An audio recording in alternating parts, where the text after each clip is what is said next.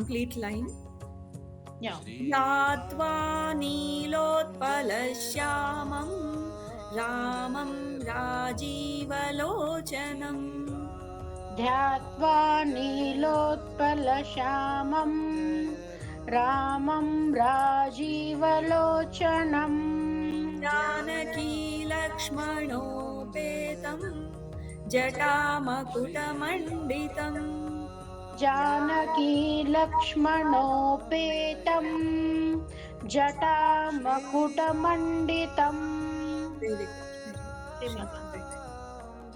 ध्यात्वा नीलोत्पलश्यामं रामं राजीवलोचनं जानकी लक्ष्मणोपेतं जटामकुटमण्डितम्